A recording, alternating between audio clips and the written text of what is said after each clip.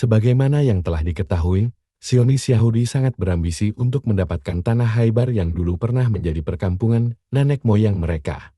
Hal ini terbukti bahwa dalam protokol Yahudi, tanah Khaybar masuk dalam mapping bagi berdirinya negara Israel Raya.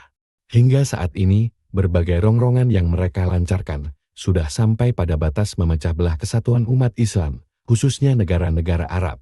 Bahkan menurut berita yang kami dengar, invasi ini nantinya juga akan merembet ke Mesir dan Arab Saudi. Semoga Allah menjaga dua negeri tersebut dari tipu daya musuhnya. Maka apakah kemungkinannya akan seperti gambaran di atas, yang mengindikasikan bahwa negara-negara Arab akan terpecah belah, yang kemudian oleh Israel digunakan sebagai dalih untuk mengamankan batas wilayah, serta kekuasaannya sehingga pada akhirnya, dari yang dulunya berniat mempertahankan batas wilayah kini menjadi perluasan wilayah. Fakta-faktanya memang menunjukkan demikian. Hal ini terbukti dengan berbagai penjajahan yang sekarang ini telah dilakukan oleh Israel terhadap negara-negara Arab. Semoga Allah menjaga tanah Hijaz dari berbagai tipu daya serta makar dari musuh-musuhnya. 3. Jahjah dan Qahtani. Pria dari Qahtan. Dari Abu Hurairah radhiyallahu anhu, bersabda Rasulullah Shallallahu alaihi wasallam, siang dan malam tidak akan berakhir sehingga berkuasa seorang laki-laki yang disebut dengan Jahjah, Har, Muslim, Al-Fitan, Hadits No. 2911. Penjelasan, perhatikanlah bahwa berkuasanya orang yang disebut Jahjah ini merupakan pertanda hari kiamat. Dalam redaksi hadits Rasulullah Shallallahu alaihi wasallam yang berbunyi, Qululahu Jahjah mengisyaratkan bahwa Jahjah adalah nama julukan. Di samping itu hadits tersebut juga mengindikasikan bahwa orang ini akan mendapatkan kekuasaannya dengan jalan kekerasan, bukan atas dasar permusyawaratan para ahlul hili wal aqdi. Sekaligus juga bertentangan dengan hadits yang menyatakan bahwa kehilafahan harus dipegang oleh orang yang berasal dari suku Quraisy.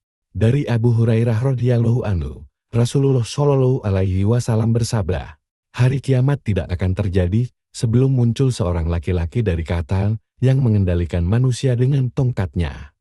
KR, Muslim, Al-Manaqib, Hadits No. 3517.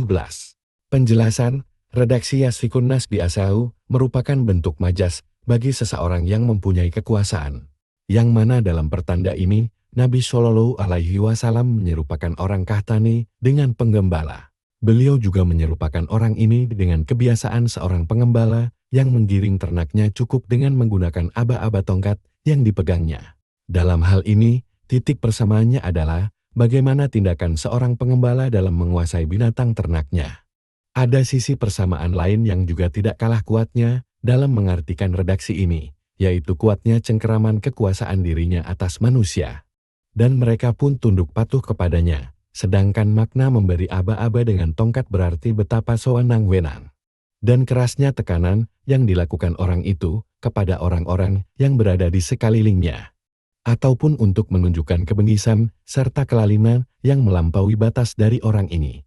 Pertanda ini besar kemungkinannya belum terjadi, dan yang dimaksud dengannya adalah satu isyarat akan munculnya seorang laki-laki yang memiliki kekuasaan absolut atas kaum muslimin pada akhir zaman nanti. Qahtan adalah satu sebutan yang cukup terkenal, tetapi siapa nama sebenarnya orang ini tidak dapat diketahui. Imam Al-Qurtubi mengatakan, Jahjah itulah orang Qahtan tersebut, sebab lafal Jahjah makna asalnya adalah berteriak, yaitu satu kebiasaan yang sangat erat sekali kaitannya dengan kehidupan seorang penggembala ketika mengarahkan hewan ternaknya. Interpretasi seperti ini, dalam pandangan kami, masih sangat lemah, sebab dalam riwayat At-Tirmidzi ada penjelasan yang sangat gamblang bahwa pada mulanya dia hanya seorang budak. Sedangkan dalam riwayat tersebut sangat jelas sekali bahwa dia berasal dari Qahtan yang notabene adalah orang-orang merdeka. Dalam petunjuk yang diketengahkan oleh redaksi hadits tersebut tidak diketahui apakah penguasa ini lalim atau adil. Yang kedua-duanya itu bisa saja terjadi. Petunjuk yang diberikan oleh redaksi hadits di atas tampaknya sisi keadilan akan lebih dominan daripada kesaliman. Jika tidak demikian, lantas apa gunanya pertanda ini disebutkan sebagai pertanda hari kiamat yang berdiri sendiri? Jika dia seorang penguasa yang saling, tentunya dia akan disisipkan di antara penguasa yang sesat. Yang menguatkan itu semua adalah beberapa atsar yang diriwayatkan oleh At-Tabrani, Naim bin Hammad, serta Al-Haythami yang memberikan satu isyarat bahwa orang Kahtan inilah yang akan berkuasa setelah Al-Mahdi mangkat. Dan yang akan mengikuti berbagai kebijaksanaan yang telah digariskan oleh Al-Mahdi selama dia memerintah. Demikian pula keadilan yang akan diterapkan oleh orang tersebut juga tidak jauh berbeda dari keadilan Al-Mahdi. Dan dengan perantara tangannya inilah kekuasaan Romawi akan jatuh. Dalam sebuah riwayat, orang inilah yang disebut-sebut nantinya akan menyelesaikan pertikaian. Sesuai dengan berbagai atsar, mungkin saja yang dimaksud oleh sabda Rasulullah Shallallahu Alaihi Wasallam, bahwa orang Kahtan itulah yang akan mengarahkan manusia dengan menggunakan tongkatnya, adalah orang yang mempunyai kekuasaan yang sangat besar terhadap umat Islam. Penyebutan orang Kahtan tersebut sebagai pertanda kiamat yang berdiri sendiri sebagai seorang imam pemimpin negara.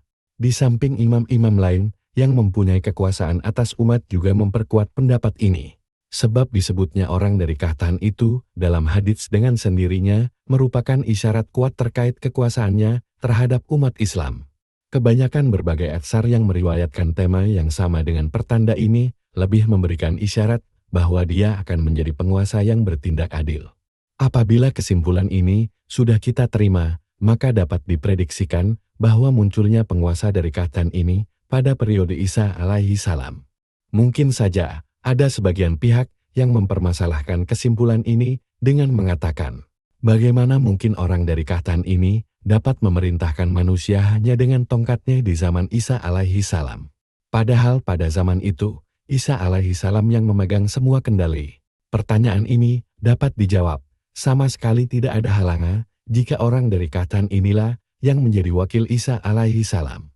Dapat dikatakan dalam beberapa perkara tertentu, khususnya yang berkaitan dengan urusan umat, Isa alaihi salam menyerahkannya kepada orang Kahtan ini. Kemungkinan inilah yang mempunyai kans paling besar. Untuk lebih lengkapnya akan kami ulas lengkap pada pembahasan yang berkaitan dengan Al-Mahdi. Berdasarkan hal ini, dapat diprediksikan bahwa turunnya Isa alaihi salam adalah di zaman pengganti Al-Mahdi dan bukan pada zaman Al-Mahdi itu sendiri. Sehingga sesuai dengan beberapa atsar, mengandung kemungkinan bahwa turunnya Isa alaihi salam itu di zaman berkuasanya orang Kahtan ini. Kesimpulannya, semua yang kami sebutkan di atas hanyalah sebatas kemungkinan saja. Tidak ada satu bukti pun yang mendukung pendapat kami tentang pertanda ini, kecuali apabila peristiwanya telah benar-benar terjadi. Akan tetapi ketika pertanda ini disebutkan sebagai pertanda hari kiamat yang berdiri sendiri, maka secara logis hal ini juga menunjukkan bahwa di sana ada perincian mengenai tanda-tanda ini. Di samping itu, menurut pendapat yang paling rajih, orang ini akan bersifat adil. Catatan Ibnu Hajar. Ibnu Hajar telah menyebutkan satu teks, beliau mendapatinya dalam satu kitab kemudian memberikan komentar tentangnya. Kami akan menyebutkannya di sini beberapa poin penting terkait berbagai kemungkinan perihal siapakah orang Kahtan ini. Dia berkata, kami menemukan sebuah catatan dalam kitab At-Tijan karya Ibnu Hisham terkait siapakah orang Kahtan ini dan bagaimana tindak tanduk serta keadaan zamannya. Tetapi cerita ini tidak bisa dijadikan patokan yang pasti karena hanya sebatas kemungkinan saja. Dalam kitab itu disebutkan bahwa Imran bin Amir adalah Raja Yaman yang amat berkuasa, di samping dia juga seorang sakti yang banyak menguasai ilmu mistis. Pada saat menjelang ajalnya tiba, dia berkata kepada saudaranya Amr bin Amir yang menjadi pemain musik, ketahuilah negerimu ini akan segera hancur dan Allah akan mengirimkan kepada penduduk Yaman dua bencana dan dua rahmat. Bencana pertama, jebolnya bendungan Marib dan dengan sebab inilah seluruh negeri Yaman hancur binasa. Kedua, serangan bangsa Habasyar yang akan menggilas seluruh Yaman. Dan rahmat yang pertama, akan muncul seorang nabi dari Tihama yang bernama Muhammad dengan membawa rahmat dan akan mengalahkan orang-orang musyrik. Kedua, ketika Baitullah hendak dirobohkan, maka Allah akan mengutus seorang yang bernama Su'aib bin Salih, yang akan menghancurkan orang-orang yang hendak merobohkannya, dan dia berhasil mengusirnya dari Mekah. Hingga pada akhirnya tidak ada keimanan kecuali hanya ada di negeri Yaman saja.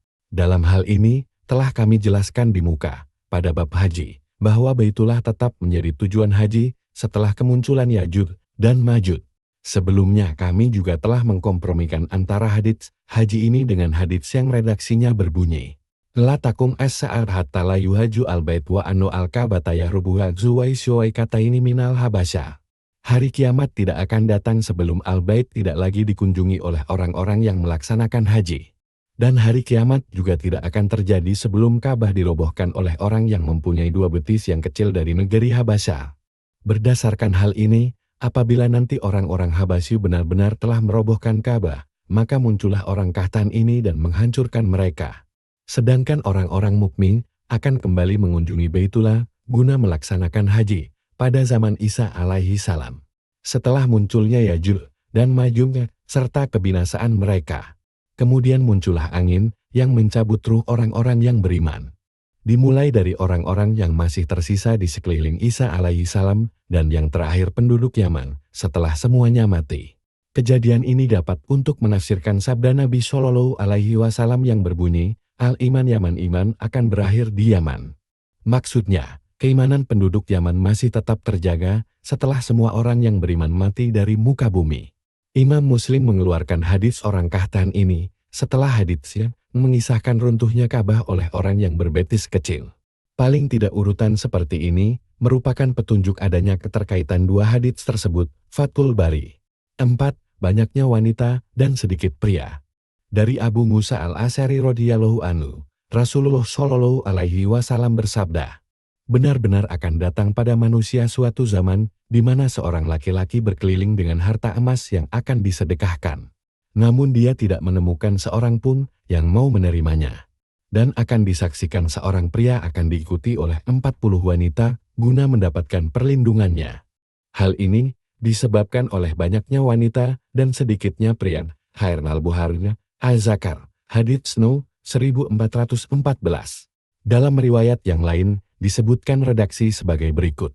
Dan jumlah wanita semakin banyak sedangkan jumlah lelaki semakin sedikit, sampai-sampai seorang pria menanggung 50 orang wanita. Khairul al-Bukhari, Al-Ilm, hadits No. 812. Kosakata asing. Yalutsna, mereka berlindung atau meminta perlindungan. Ada yang mengatakan mereka itu akan dijadikan istri oleh laki-laki tersebut atau dijadikan pelayan. Ada juga yang mengatakan perempuan-perempuan itu adalah sanak familinya sendiri ataupun wanita lain yang meminta perlindungan kepadanya. Dari Abdullah bin Mas'ud radhiyallahu anhu, Rasulullah Shallallahu alaihi wasallam bersabda, hari kiamat tidak akan datang sebelum orang-orang menjadikan masjid-masjid sebagai jalan-jalan.